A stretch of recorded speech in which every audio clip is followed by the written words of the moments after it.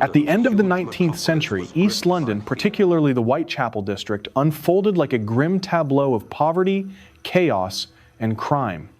This area was primarily inhabited by immigrants, low-wage laborers, and impoverished women, living in cramped, poorly lit homes with inadequate sanitation, where epidemics frequently ran rampant.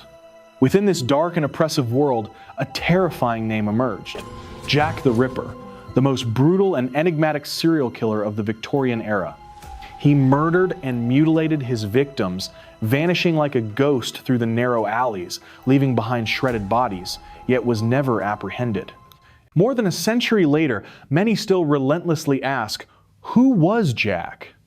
Thanks to science, particularly DNA technology, a once controversial hypothesis has emerged as the most compelling potential solution, and it is asserted that Jack the Ripper was Aaron Kosminski.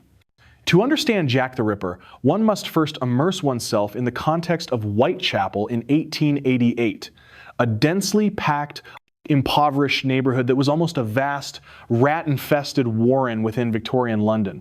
Over 900,000 residents crammed into just a few square miles, confined to narrow alleyways, dimly lit courts, and hidden yards where scarce light struggled to penetrate the ramshackle roofs. Housing was constructed quickly and cheaply, often lacking clean water and proper sanitation, allowing disease and foul odors to pervade year-round. The environment of Whitechapel was made even more harsh by a dense yellow fog, a mixture of coal smoke from industrial chimneys and mist rising from the River Thames, which severely restricted visibility. In such conditions, a predator could easily evade the gaze of passers-by, vanish within seconds, or exploit the darkness and fog to commit brutal acts without being seen. These urban and social circumstances also rendered the vulnerable especially susceptible.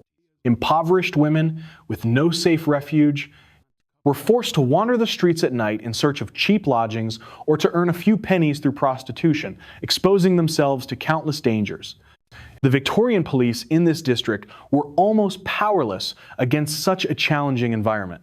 They lacked modern scientific tools like DNA analysis or fingerprinting and had no reliable criminal databases, relying solely on often conflicting witness reports, whistles, and wooden batons. Testimonies from witnesses were frequently contradictory. Some described the perpetrator as tall, others as short. Some said he wore a cloak or hat, while others insisted he appeared entirely ordinary. Jack the Ripper's victims were primarily impoverished women, many over the age of 30, living in desperate and precarious conditions. They were far from the romanticized, alluring, or mysterious figures depicted in films. Instead, they were individuals struggling merely to survive, searching for a place to sleep, earning a few pennies for a meal, or paying the rent for a shabby bed in dilapidated lodging houses. Wandering the streets at night, amidst fog and through narrow, dangerous alleys, made them easy targets for a predator.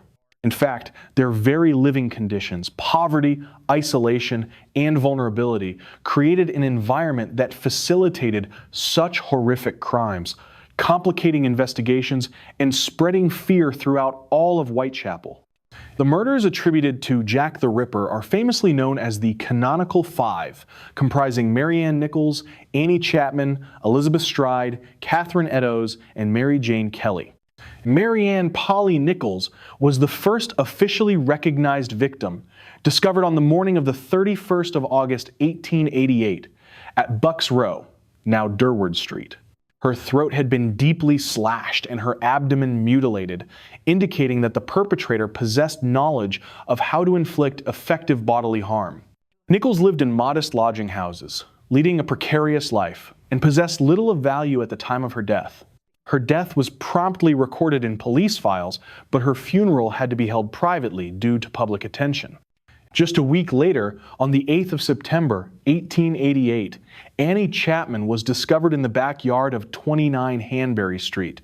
Her body had been mutilated, with internal organs removed, particularly the uterus and kidneys, indicating that the perpetrator possessed skill or, at the very least, dexterity in handling a knife. Several witnesses reported seeing a figure at the scene, but conflicting accounts made it difficult to identify the killer. On the 30th of September 1888, two victims appeared on the same night, marking the infamous double event in the history of Ripperology. Elizabeth Stride was found at Dutfield's yard near Burner Street with her throat slashed but her body left unmutilated, suggesting the killer had been interrupted during the attack. That same night, Catherine Eddowes was murdered at Mitre Square. Her body was savagely mutilated, with multiple internal organs removed, particularly the left kidney and uterus, and her face so disfigured that identification was difficult. This case holds particular significance in modern DNA hypotheses, as a shawl believed to have been recovered from the scene was preserved for many years and became a potential piece of evidence. Mary Jane Kelly, the final victim, was discovered on the 9th of November, 1888, in a small room at Miller's Court, showing the most extreme level of bodily mutilation. Her face was disfigured, internal organs strewn across the bed, and her heart missing. The scene suggested that the killer was capable of carrying out a deliberate, premeditated act within an enclosed space markedly different from the previous street murders. The common characteristics of the crime scene suggest that the perpetrator employed a distinctive method, striking at night, targeting impoverished women, attacking quickly, and vanishing into the shadows of Whitechapel. The slashing of throats and mutilation of bodies likely stemmed from a basic understanding of anatomy or proficiency with a knife. These behavioral patterns have led to the hypothesis of a professional killer, or at least someone familiar with the dissection of human bodies. Among the list of suspects in the Jack the Ripper case, Aaron Kosminski has long been regarded as one of the most plausible candidates. Born in 1,865 inches, Kłodawa, Poland, Kosminski was a Jewish immigrant who arrived in London in the early 1882 and settled in the East End. He worked as a barber, a profession that some researchers suggest could have provided him with skill in handling a knife, as well as proficiency with sharp tools, an aspect particularly notable given the brutal precision evident in Jack the Ripper's murders. Medical records indicate that Kosminski began exhibiting signs of mental disturbance in the late 1882. He reported hearing voices in his head, believed he was under the influence of a supernatural force, occasionally refused to eat, and displayed unusual behaviors related to personal hygiene. These actions, combined with historical accounts, suggest he was capable of extreme anger and aggressive conduct. A particularly notable incident involved Kosminski threatening his own sister with a knife, demonstrating a potential for direct violence toward family members and those around him. In February 1891, after years of living amidst the hardships of the East End and under close police scrutiny, Kosminski was finally admitted to Colney Hatch Asylum, a large mental institution in London, and was later transferred to Leavesden Asylum, where he remained until his death in 1919. His confinement in psychiatric facilities provides a partial explanation for why the Jack the Ripper murders abruptly ceased after 1891. The prime suspect was no longer present on the streets, aligning with historical observations that the horrific killings ended once Kosminski left the East End. Kosminski was not an unknown figure to the Victorian police. Many officers were well aware of him, noting that he lived at the very heart of the murder scenes and exhibited signs of mental instability and hostility toward women. However, within the legal and technological framework of the time, the police could not arrest someone solely on suspicion or psychological assessment.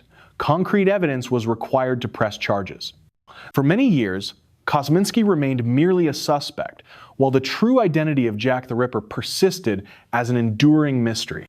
A breakthrough in Jack the Ripper research came from DNA science, specifically the analysis of a shawl believed to have been recovered near Catherine Eddowes' body. In 2007, amateur researcher Russell Edwards acquired the shawl and collaborated with Dr. Jari Louhelainen, an expert in ancient DNA, to conduct an analysis. Louhelainen identified traces of blood on the fabric, possibly from Eddowes, as well as indications of semen. The research team isolated cells from the cloth using buffer solutions and vacuum techniques, aiming to extract DNA even from degraded samples. This methodology opened the possibility of analyzing historical evidence that had long been considered unusable. Mitochondrial DNA, mtDNA, was utilized due to its greater stability compared to nuclear DNA, especially in aged samples. Scientists compared the mtDNA from the shawl with that of maternal line descendants of Catherine Eddowes and Aaron Kosminski's sister. Initial results indicated a 99.2% match, which reached 100% after additional data was incorporated. Haplogroup analysis revealed that Kosminski's mtDNA belonged to T1A1, a lineage common among Eastern European Jews, consistent with eyewitness descriptions of dark hair and brown eyes. Based on these findings, Edwards asserted that Aaron Kosminski was indeed Jack the Ripper, presenting his conclusion in the book Naming Jack the Ripper. However, this DNA hypothesis has not been fully accepted by the scientific community.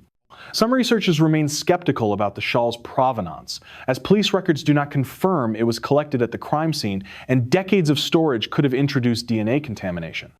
Mitochondrial DNA is maternally inherited and carries limited individual specificity, meaning that multiple people from the same maternal line could share a match. Furthermore, the published report lacked detailed information on nucleotide variations and full sequences, making independent verification difficult. From a legal standpoint, Kosminski is deceased and cannot be tried. Descendants of the victims have expressed interest in reopening the inquest to officially recognize the killer's identity, but such actions depend on the law and acceptance of the new DNA evidence. Despite the controversy, the effort to apply DNA analysis demonstrates the power of modern science in approaching the past. By combining genetics and genealogy, it opens the possibility of applying similar methods to other historical cases and provides a measure of closure for the victims' families, even though the perpetrator is no longer alive to face justice. Yet, the story of Jack the Ripper extends beyond the name of Kosminski or DNA evidence. It is also a vivid portrait of a city in social crisis, of forgotten victims, and of how environment, culture, and politics can create conditions for horrific crimes to occur. Jack the Ripper is not merely a murderer. He symbolizes the fragility of social order in the face of poverty and despair, and illustrates how science can illuminate even the darkest corners of history.